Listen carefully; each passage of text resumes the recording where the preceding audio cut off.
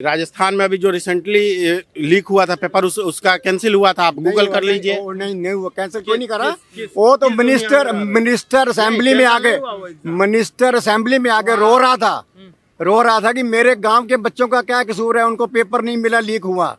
अरे आप हम राजनीति पॉलिटिशियन थोड़े हैं कि आप पॉलिटिशियन की भाषा पढ़े लिखे हो, बताओ स्टूडेंट को कौन लीक कराता है?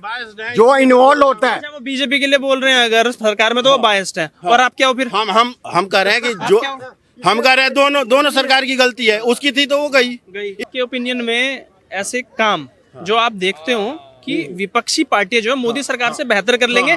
हम मुद्दों पे बात करते हैं, इंफ्रास्ट्रक्चर पे बात करते हैं, रोजगार पे बात करते हैं, तो ऐसे कौन से मुद्दे होंगे जिन्हें देखकर आप विपक्ष को वोट दोगे? कंट्री की इंफ्रास्ट्रक्चर डेवलपमेंट में हो रही है, और इंफ्रा डेवलप होगी तभी इकोनॉमिक डेवलपमेंट भी आएगी ना, तभी बाकी सारे एमएनसीज भी आएंगे, बाकी सारे फिर इन्वेस्टमेंट्स भी आएंगी।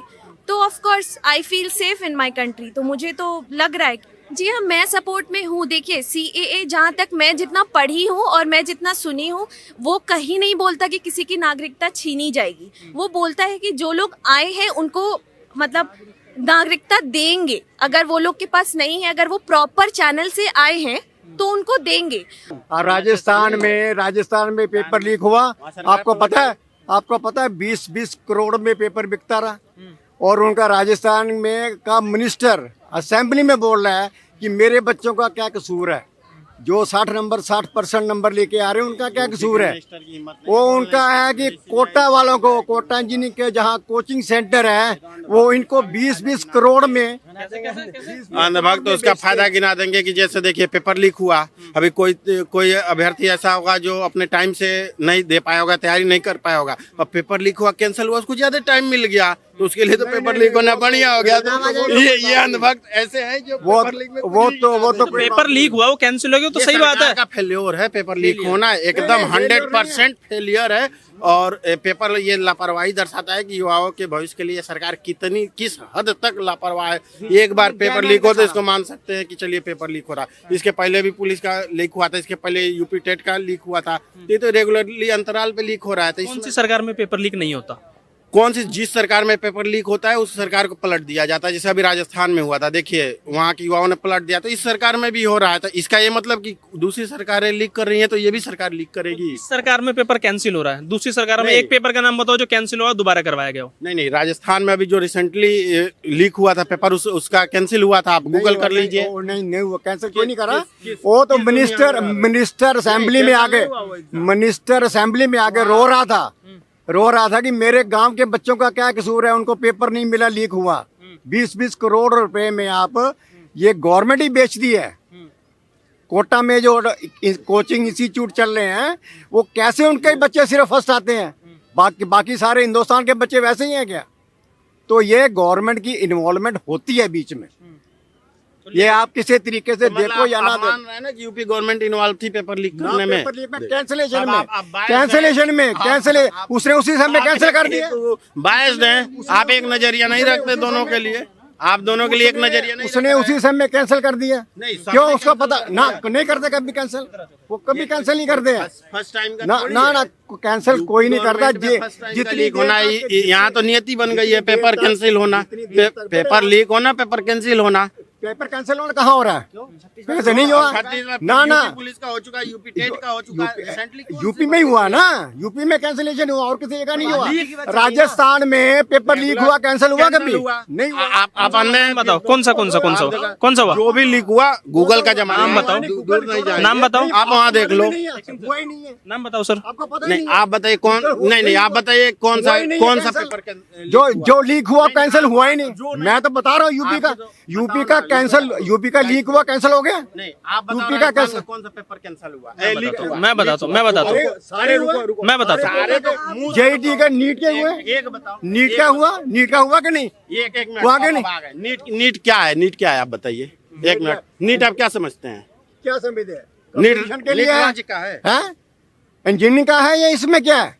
अरे सर तो इसको आपने कहा सर का क्वेश्चन में पूछ ले, जो होता है आप समझ वो राज्य सरकार कराती है। जो कौन कराता है? अरे आप हम राजनीति पॉलिटिशियन थोड़े हैं कि आप पॉलिटिशियन की भाषा पढ़े बोल लिखे हो, पढ़े लिखे हो, बताओ स्टूडेंट हो, कौन लिख कराता है? जो इन्वॉल्व होता है। अच्छा, वो बीजेपी के लिए बोल रहे हैं अगर सरकार में तो वो बायस्ड है, और आप क्या हो फिर? हम कह रहे हैं कि जो हम कह रहे हैं दोनों सरकार की गलती है। उसकी थी तो वो गई, इसकी थी, ये जानी हमारा सवाल चाहिए। क्या है, हमारा सवाल इस पे यही है कि अगर इनकी सरकार में पेपर लीक हुआ, वो कैंसिल हुआ, आप मुझे यूपी में बताइए, उत्तर प्रदेश में 2017 से पहले कितने पेपर लीक हुए और कितने पेपर कैंसिल हुए, और उस पर भी जवाब दीजिए। जो उत्तर प्रदेश पुलिस में एक सेकंड ना, मैं बता रहा हूँ, अरे पूरा लेके बैठा हूँ, क्यों पता होना चाहिए। अब मैं डाटा एनालिस्ट हूँ क्या कि कितना पेपर कौन बहस करने के लिए कुछ तो आपके पास होना चाहिए ना। मैंने बता दिया कि राजस्थान का मिनिस्टर असेंबली में बैठ के रो रहा था आपको तो पता ही कि पेपर लीक हुआ है, पेपर लीक हुआ है। बहुत हुए खाली बोल रहे है तो मैं तो कह रहा हूँ नीट का हुआ। नीट सेंट्रल गवर्नमेंट का है, तो तो आपको तो कुछ पता ही नहीं है।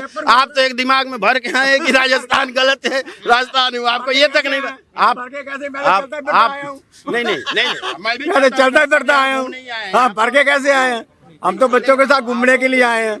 हम तो इंडिया के। सुनिए, ये तो पेपर लीक की बात होगी, 24 के चुनाव को कैसे देखते हैं? 24 के चुनाव को हमारा ओपिनियन है कि जैसे आजकल लोकतंत्र को दबाया जा रहा है विभिन्न कारणों से, केंद्र सरकार के पास जो भी शक्तियां हैं, विभिन्न जैसे बहुत सारी शक्तियां, ईडी, सीबीआई, मेन मतलब आज के देश में ये मेरे हिसाब से तो हर एक चीज प्रभावित है। आज के टाइम में तो ये कहना गलत नहीं होगा कि न्यायपालिका तक प्रभावित है। तो इस हिसाब से मेरे हिसाब से लोकतंत्र जो कमजोर हो रहा है वो नहीं होना चाहिए। सरकार किसी की रहे किसी की जाए, हम ना तो किसी पार्टी से जुड़े हैं ना ही हमारे किसी से। हमने बीजेपी को वोट दिया था 2014 में, क्योंकि हमको लगता था उस समय बहुत करप्शन है, बहुत सारा ऐसा माहौल बना था। लेकिन फिर हमारा ये आशा था कि उस पे बहुत अच्छा देश में एक क्रांति आएगी और ये करप्शन वगैरह सब बंद हो जाए। लेकिन आज के डेट में मैं जब सर उठा के देखता हूँ तो जितने करप्शन के चार्जेस उस समय भ्रष्टाचारी थे, आज सब इनकी पार्टी में जाके कोई चीफ मिनिस्टर है, कोई राज्यसभा सदस्य है, कोई मंत्री है। तो इस चीजों को देखते हैं तो इसलिए एक बार मान सकते हैं कि हम सरकार से असहमत है, किसी पार्टी आपने कहा ईडी सीबीआई का दुरुपयोग होता है, न्यायपालिका से भी आप सहमत नहीं आज के टाइम? आपने सहमत है, लेकिन जहाँ तक मेरा ओपिनियन है कि वो उसको भी प्रभावित किया जा रहा है। न्यायपालिका से डेमोक्रेसी है, लोकतांत्रिक देश है, देश सरकार चलाएगी। मोदी सरकार से खुश नहीं हो, मैं बिल्कुल। सरकार बदलनी चाहिए, किसकी आनी चाहिए? किसकी आनी चाहिए? जिसको जनता चुन ले। जनता हम चुन ले। मेरे अकॉर्डिंग तो विपक्ष की सरकार आनी चाहिए। अभी जो विपक्ष है, अब विपक्ष में इंडिया गठबंधन 28। हाँ, अकॉर्डिंग टू मी ना, ये पूरे देश का वो नहीं है, मेरा ओपिनियन है हाँ कि वो आना चाहिए। आपके ओपिनियन में ऐसे काम जो आप देखते हो कि विपक्षी पार्टियां जो है मोदी सरकार से बेहतर कर लेंगे, हम मुद्दों पे बात करते हैं, इंफ्रास्ट्रक्चर पे बात करते हैं, रोजगार पे बात करते हैं, तो ऐसे कौन से मुद्दे होंगे जिन्हें देखकर आप विपक्ष को वोट दोगे? हम अन्ना हजारे पूरे देश को यहीं दिल्ली में बुला लिए थे, उनके ऊपर कोई ईडी सीबीआई कोई गई। उस समय भी केजरीवाल थे, एक प्रशासनिक अधिकारी थे, उस समय उनके ऊपर गई। लेकिन आज के डेट में ये माहौल है कि कोई एक नेता, बड़ा राजनेता विपक्ष के बारे में एक शब्द बोल दे, मतलब सरकार की बारे में एक शब्द बोल दे, देखिए वो या तो वो भाजपा में जाता है या तो जेल में जाता है। इसके ऊपर विश्वास है कि नहीं है? कोर्ट के ऊपर क्यों नहीं विश्वास है? कोर्ट के ऊपर नहीं विश्वास होता तो चंडीगढ़ में जो हुआ, लोकतंत्र की सीधे हत्या हुई पालिका चुनाव में, इतने मतलब सुप्रीम कोर्ट के चीफ जस्टिस को बोलना पड़ा कि हम शर्मिंदा हैं, क्या हो रहा है देश में, क्या हो गया। इस स्तर की नौबत आ गई। फिर ये बीजेपी सरकार, लोकतंत्र बचा हुआ है ना, मरा थोड़ी ना है, बचा हुआ है लोकतंत्र की नहीं बचा हुआ की कोशिश हो रही है। क्या पता और ज्यादा पावर में आए तो निरंकुश हो जाए। अभी हम तो एजम्पशन नहीं कर सकते हैं। न्यायपालिका पे तो आपको भरोसा नहीं है? न्यायपालिका पे भरोसा अब आपने बोला यार कि हमें न्यायपालिका पे भरोसा नहीं।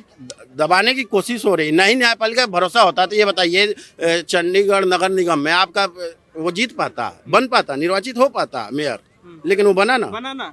तो न्यायपालिका विश्वास है, वो तो अधिकारी ने तो अपने दुरुपयोग करके जिता दिया दूसरे को। तो जब ईवीएम पे क्या सोचते हैं? ईवीएम पे मैं ईवीएम को गलत नहीं मानता, ईवीएम में छेड़छाड़ नहीं हो सकता है, जहां तक मेरा ओपिनियन है। तो फिर विपक्षी पार्टियां क्यों ईवीएम पे ठीकरा फोड़ती हैं? क्यों नहीं बताते कि भाई हम इन मुद्दों पे आएंगे जनता के बीच में, जनता को हम विश्वास दिलाते हैं ये काम हम करेंगे, मैं वोट दो।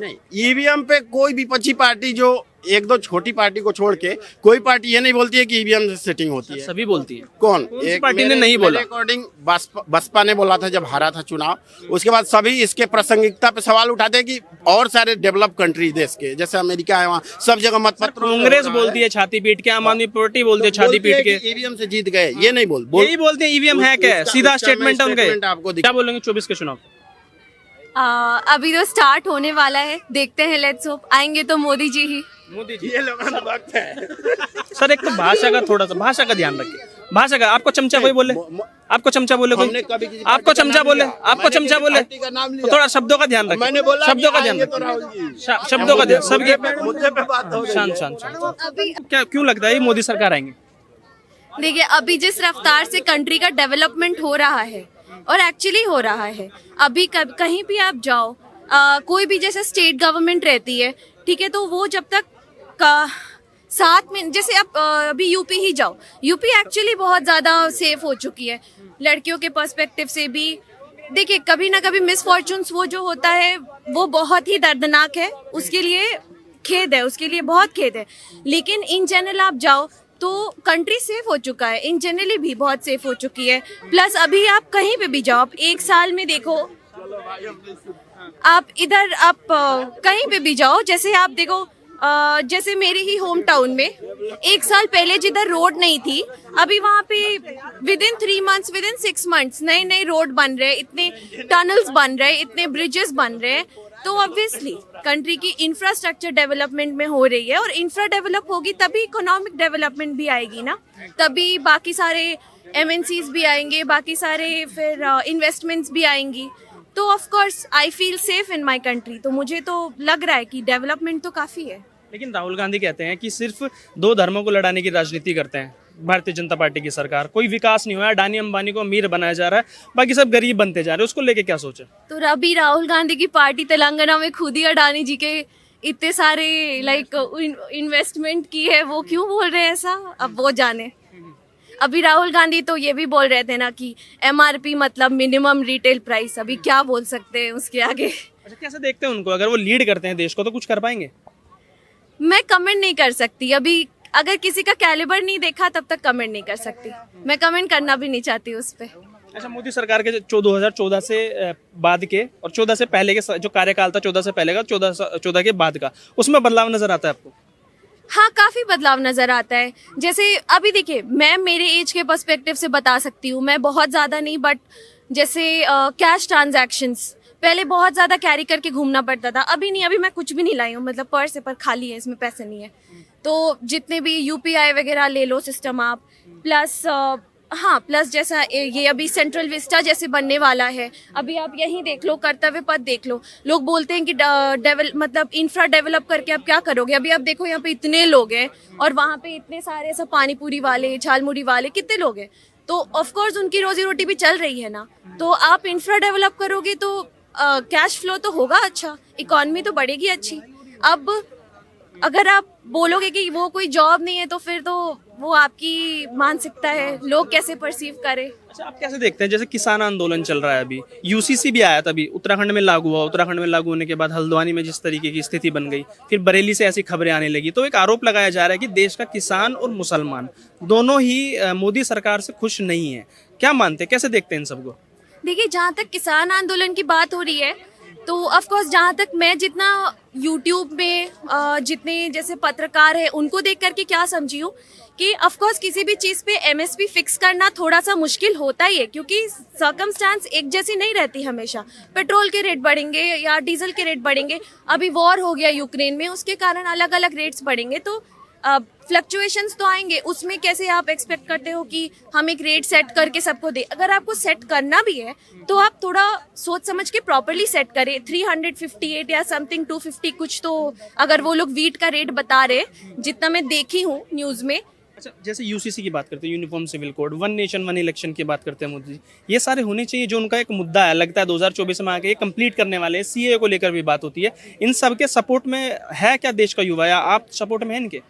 जी हाँ, मैं सपोर्ट में हूँ। देखिए, सीएए जहाँ तक मैं जितना पढ़ी हूँ और मैं जितना सुनी हूँ, वो कहीं नहीं बोलता कि किसी की नागरिकता छीनी जाएगी। वो बोलता है कि जो लोग आए हैं उनको मतलब नागरिकता देंगे। अगर वो लोग के पास नहीं है, अगर वो प्रॉपर चैनल से आए हैं तो उनको देंगे।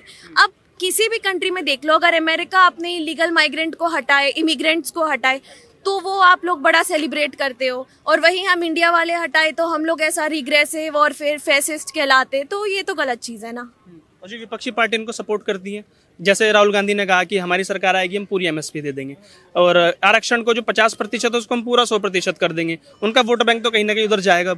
वो तो पंजाब स्टेट इलेक्शन में भी बोले थे इतनी एमएसपी देंगे उतनी एमएसपी देंगे। अब पंजाब के फार्मर्स को प्रॉब्लम है तो वो लोग अपना स्टेट में सॉर्ट आउट कर ले, वो पहले दे दे फिर बाकी मांग करे सेंट्रल से। अच्छा, विमेन सिक्योरिटी अगर हम बात करें, चाहे उत्तर प्रदेश हो चाहे पूरा देश हो, अगर आप देखें कितना सेफ फील करते हैं?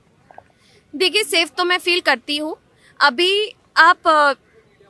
एक्चुअली में देखिए कुछ कुछ चीज़ें ऐसी होती है ना कि आप उसको क्वांटिफाई नहीं कर सकते, आप उसको ऐसा मेजरमेंट में नहीं बता सकते, लेकिन हाँ वो अपने आप में फील होती है कि नहीं अभी मैं कहीं पे भी बाहर जाती हूँ तो हाँ मैं जा सकती हूँ, पुलिस रहती है तैनात हर जगह, कोई भी हेल्पलाइन में कॉल करो हेल्पलाइन आती है। कभी कभी होता होगा कि ना आए, मतलब बहुत होता होगा किन्हीं के साथ, मैं ये नहीं बोल रही नहीं होता होगा, पर मैक्सिमम आजकल होता है कि आप किसी भी सरकारी हेल्पलाइन से मांगो मदद, वो करती है हेल्प। तो सेफ है मतलब? हाँ। अच्छा, कल ही बयान आता है लालू प्रसाद यादव का कि प्रधानमंत्री को लेके कि वो हिंदू नहीं है और उनका तो कोई परिवार भी नहीं है, तो अब एक सोशल मीडिया पे ट्रेंड चला है कि मैं भी मोदी का परिवार, सहमति रखती हैं आप उससे? हाँ बिल्कुल रखती हूँ। अब वो पूरे स्टेट के, अब वो पूरे कंट्री के गार्जियन है, वो अपनी जैसे उनकी एक वो पूरे कंट्री को अपने बच्चों की तरह देखते हैं, वो हमारे भलाई के लिए ही करते हैं ऑफ कोर्स। तो ऑफ कोर्स मैं सहमत हूँ इस बात से कि हाँ मैं हूँ परिवार, हाँ मैं हूँ। 24 के चुनाव पे इस बार कैसे देखते हैं, इस बार कितनी सीटें ले आएगी भारतीय जनता पार्टी, या फिर बदलाव हो जाएगा? नहीं बदलाव तो नहीं होगा, आएगी तो बीजेपी ही। अब होप सो इस बार 400 पार पार हो जाएगा? प्रे तो कर रही हो जाए। बहुत बहुत धन्यवाद।